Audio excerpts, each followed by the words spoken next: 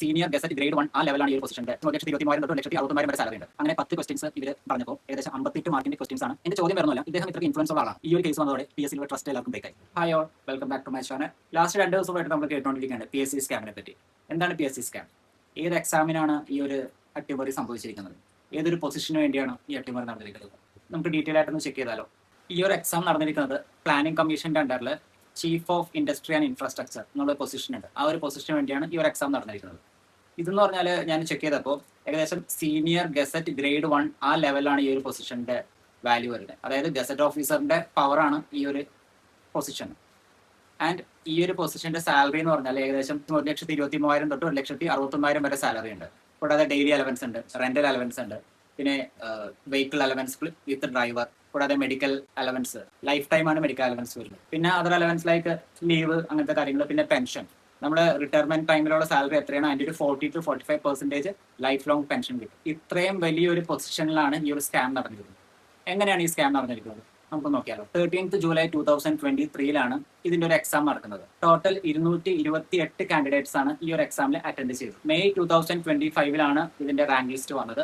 ആ rank list first rank കിട്ടിയ ആരാണോ അയാൾക്ക് ആ മാസം തന്നെ അപ്പോയിന്റ്മെന്റ് ലെറ്റർ കിട്ടിയത്. ഇതിന്റെ റിസൾട്ട് വന്നപ്പോൾ 3rd റാങ്ക് കിട്ടിയ mister Shyam Krishna and 5th rank കിട്ടിയ ജയലാൽ, ഈ രണ്ടുപേരുമാണ് ഇതിനെതിരായിട്ട് കേസ് സബ്മിറ്റ് ചെയ്തത്. അതായത് വിവരാവകാശ നിയമപ്രകാരം അവർ കുറച്ച് ഡീറ്റെയിൽസ് ലൈക്ക് ഇതിന്റെ ആൻസർ പേപ്പർ വേണമെന്ന രീതിയിലാണ്. പക്ഷെ അവർ കുറച്ച് നാൾ ഇതിന്റെ പിന്നാലെ നടന്നു. അങ്ങനെ ഈ 2026 കഴിഞ്ഞ മാസമാണ് ഏകദേശം ഇവർക്ക് അതിന്റെ ഡീറ്റെയിൽസ് കിട്ടിയത്. അപ്പോഴാണ് ഇവർക്ക് മനസ്സിലായത് ഇവരുടെ ആൻസേഴ്സ് പ്രോപ്പറായിട്ട് ഇവാലുവേറ്റ് ചെയ്തിട്ടില്ല. അങ്ങനെ അവർ കേസ് കൊടുത്തപ്പോൾ നിലവിൽ കിട്ടിയിരുന്ന ഇൻഫർമേഷൻ പ്രകാരം സ്കാം നടന്നത് എങ്ങനെയാണെന്ന് ഡീറ്റെയിൽ ആയിട്ട് പറഞ്ഞു. ഈ ഒരു എക്സാമിൽ ഒരു പെർട്ടിക്കുലർ വ്യക്തി വിജയിക്കണമെന്ന് ഈ PSC കമ്മീഷനിലെ ആൾക്കാർക്ക് താല്പര്യമുണ്ടായിരുന്നു. പക്ഷേ ഈ എക്സാം കഴിഞ്ഞപ്പോൾ ഏകദേശം 10 ക്വസ്റ്റ്യൻസിന്റെ ആൻസർ തെറ്റായിരുന്നു. അതായത് 6 ക്വസ്റ്റ്യന് ഇദ്ദേഹം റോങ് ആയിട്ടാണ് എഴുതിയത്, 4 ക്വസ്റ്റ്യൻസിന് ആൻസർ എഴുതിയിട്ടില്ല. അങ്ങനെ 10 ക്വസ്റ്റ്യൻസ് ഇവര് കളഞ്ഞപ്പോൾ ഏകദേശം 58 മാർക്കിന്റെ ക്വസ്റ്റ്യൻസ് ആണ് അവർ ഇഗ്നോർ ചെയ്തത്. അപ്പോൾ അത് മാറ്റിയപ്പോൾ തന്നെ ഇദ്ദേഹം ഫസ്റ്റ് റാങ്കിൽ വന്നു. പിന്നെ ഇന്റർവ്യൂ 4 പേരാണ് നടത്തിയത്. ഒരു ചെയർമാൻ, പിന്നെ ഒരു ഇടതുപക്ഷ രാഷ്ട്രീയത്തിന്റെ മെയിൻ ഒരാളെന്നാണ് പറയുന്നത്, പിന്നെ 2 പേർ അതർ പാർട്ടീസ്. ഇവർ 4 പേരും കൂടി ഇന്റർവ്യൂ നടത്തി അങ്ങനെ ഇദ്ദേഹത്തിനെ സെലക്ട് ചെയ്തു. ഇദ്ദേഹത്തിന്റെ പേര് അർജുൻ ജെ പ്രതാപ് എന്നാണ്. ഇദ്ദേഹം ഇടതുപക്ഷ രാഷ്ട്രീയ പ്രസ്ഥാനത്തിന്റെ ഏതൊരു ഓർഗനൈസേഷന്റെ ലീഡറാണ് എന്നൊക്കെയാണ് ന്യൂസിൽ അറിയാൻ കഴിഞ്ഞത്. ഏത് പ്രസ്ഥാനത്തിന്റെയാണോ എന്നോ ഡീറ്റെയിൽ ആയിട്ടൊന്നും ഇൻഫർമേഷൻ എനിക്ക് കിട്ടിയിട്ടില്ല. അങ്ങനെ ഇദ്ദേഹം chief of infrastructure and industry, അതായത് പ്ലാനിംഗ് കമ്മീഷന്റെ അണ്ടറിൽ വരുന്ന ഇൻഡസ്ട്രി ആൻഡ് ഇൻഫ്രാസ്ട്രക്ചറിന്റെ ചീഫായിട്ട് ജോയിൻ ചെയ്തു 2025. എന്റെ ചോദ്യം വേറൊന്നുമല്ല, ഇദ്ദേഹം ഇത്രയ്ക്ക് ഇൻഫ്ലുവൻസ് ഉള്ള ആളാണ്. അതായത് പ്ലാനിംഗ് കമ്മീഷനിലെ ടോട്ടൽ 21 എംപ്ലോയീസ് ഉണ്ടെന്നാണ് പറയുന്നത്, ഇൻക്ലൂഡിംഗ് ചെയർമാൻ 21 പേര്. ഈ 21 പേരെ കയ്യിലെടുക്കാനായിട്ട് ഇയാൾക്ക് എന്ത് ഇൻഫ്ലുവൻസ് ആണുള്ളത്? അല്ലെങ്കിൽ ഇദ്ദേഹം എന്തെങ്കിലും സഹായം ചെയ്തിട്ടുണ്ടോ ഇവർക്ക് എല്ലാവർക്കും? അതിനുള്ള പവർ ഇദ്ദേഹത്തിനുണ്ടോ? ഇദ്ദേഹം ഇടതുപക്ഷ രാഷ്ട്രീയത്തിന്റെ ഏതൊരു നേതാവാണെന്ന് പറയുന്നുണ്ടല്ലോ. ആൻഡ് ഇതിന്റെ ഇന്റർവ്യൂ കാര്യങ്ങൾ എക്സാം എല്ലാം നടന്നത് ഇടതുപക്ഷം ഭരിക്കുന്ന സമയത്താണ്. എല്ലാം കൂടെ കൂട്ടി വായിക്കുമ്പോൾ നമുക്ക് ഊഹിക്കാവുന്നേ ഉള്ളൂ. പക്ഷേ ഇത് SIT ഇൻവെസ്റ്റിഗേഷൻ നടന്നുകൊണ്ടിരിക്കുകയാണ്. സോ നമുക്ക് ജഡ്ജ്മെന്റ് ഒന്നും വേണ്ട, ഇൻവെസ്റ്റിഗേഷൻ അവർ പ്രോപ്പറായിട്ട് നടത്തുന്നുണ്ട്. അതിനുശേഷം നമുക്കറിയാം. കഴിഞ്ഞ ഗവൺമെന്റ് കാലഘട്ടത്തിലാണ് നമ്മൾ പിൻവാതിൽ നിയമനം എന്നൊക്കെ പറഞ്ഞ് നമ്മൾ കേട്ടത്. ഇപ്പോൾ പിൻവാതിൽ PSC നിയമനം എന്ന രീതിയിൽ എന്താ അല്ലേ? ഇതിൽ ഞാനൊരു ന്യൂസ് കണ്ടപോലെ ഹാഷ്മി പറയുന്നുണ്ടായിരുന്നു. അതായത് പബ്ലിക് സർവീസ് കമ്മീഷൻ അല്ല, പാർട്ടി സർവീസ് കമ്മീഷനാണ്.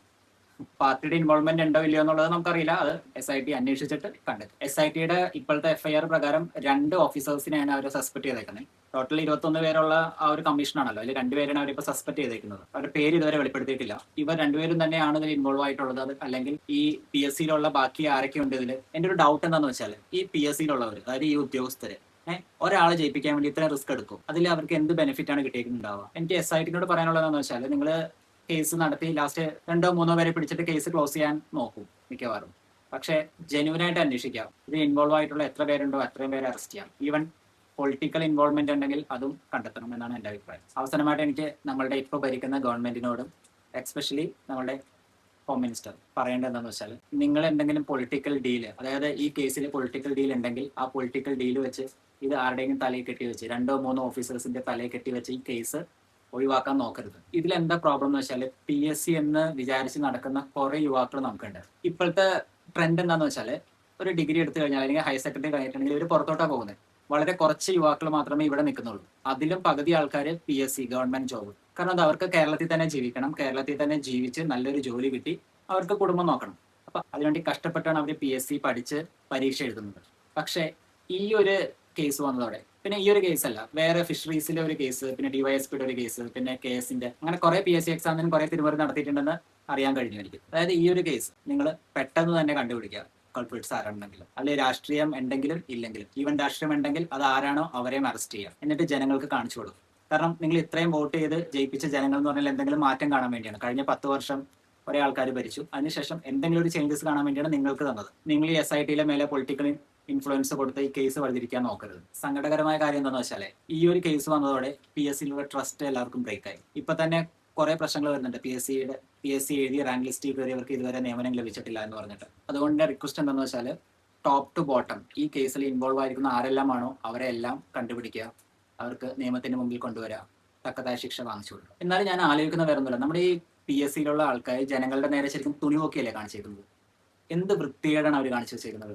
ഇതൊന്നും ചെയ്താൽ ആരും അറിയില്ലെന്നാണ് വിചാരിച്ചിരുന്നത്. എന്റെ ബലമായ സംശയം ഒരിക്കലും ഈ ഉദ്യോഗസ്ഥര് സ്വന്തം റിസ്കിൽ ഈ ഒരാളെ ജയിപ്പിക്കാൻ വേണ്ടി കളിക്കില്ല. ഇതിന്റെ പിന്നിൽ വലിയൊരു ശക്തിയുണ്ട്, അല്ലെങ്കിൽ വലിയൊരു പവർ ആയിട്ടുള്ള ഒരാളുണ്ട്. ഇല്ലാതെ ഇത് നടക്കില്ല. എനിക്കിനി ഒരു കാര്യം കൂടെ പറയുന്നതെന്ന് വെച്ചാൽ, നിങ്ങളിപ്പോൾ ഏതെങ്കിലും രണ്ടുപേരെ അറസ്റ്റ് ചെയ്തു, എന്നിട്ട് ഇവരാണ് മെയിൻ ആൾക്കാർ, ബാക്കി ആർക്കും ഒന്നും അറിയില്ല, ഇതിൽ വേറെ ആർക്കും ഇൻവോൾവ്മെന്റ് ഇല്ല എന്ന് പറഞ്ഞ് കേസ് ക്ലോസ് ചെയ്യാനാണ് നിൽക്കുന്നതെങ്കിൽ, 2 ആഴ്ച മുമ്പാണ് സ്റ്റുഡന്റ് പ്രൊട്ടസ്റ്റ് കംപ്ലീറ്റ് ആയത്. അറിയാലോ, ഏകദേശം 1 മാസം നീണ്ടുനിന്ന് അങ്ങനെ പവർഫുൾ ആയ ഒരു മന്ത്രിനെ രാജിവെപ്പിച്ചു. അപ്പൊ അതേപോലെ ഒരു മൂവ്മെന്റ് കേരളത്തിൽ നടക്കില്ല എന്ന് വിചാരിക്കുന്നു വേണ്ട. ഈ ഒരു കേസിന് പ്രോപ്പർ ഫോളോ അപ്പ് ഇല്ല എന്നുണ്ടെങ്കിൽ കേരളത്തിലെ യുവജനങ്ങൾ എന്തായാലും തെരുവിലിറങ്ങും. അതിപ്പോ ഭരിക്കുന്ന ഗവൺമെന്റിന് വലിയൊരു തലവേദന ആയിരിക്കും. അപ്പൊ അത്രേ ഉള്ളൂ ഗൈസ്. കൂടുതൽ അപ്ഡേറ്റ്സ് കേസിനെ പറ്റിയുള്ള ഞാൻ എന്റെ ചാനൽ ഇടുന്നതായിരിക്കും. പിന്നെ എന്തെങ്കിലും കമന്റ്സോ കാര്യങ്ങളുണ്ടെങ്കിൽ, ഞാൻ പറഞ്ഞതിൽ എന്തെങ്കിലും വിട്ടുപോയിട്ടുണ്ടെങ്കിൽ, അതല്ലെങ്കിൽ എന്തെങ്കിലും തിരുത്താനുണ്ടെങ്കിൽ, എന്തെങ്കിലും കറക്ഷൻ ഉണ്ടെങ്കിൽ please do comment. And channel subscribe ചെയ്യാതെ കാണുന്നവരാണെങ്കിൽ പ്ലീസ് സബ്സ്ക്രൈബ്. പിന്നെ ലൈക്ക് ചെയ്യുക, ഷെയർ ചെയ്യുക. നന്ദി, നമസ്കാരം.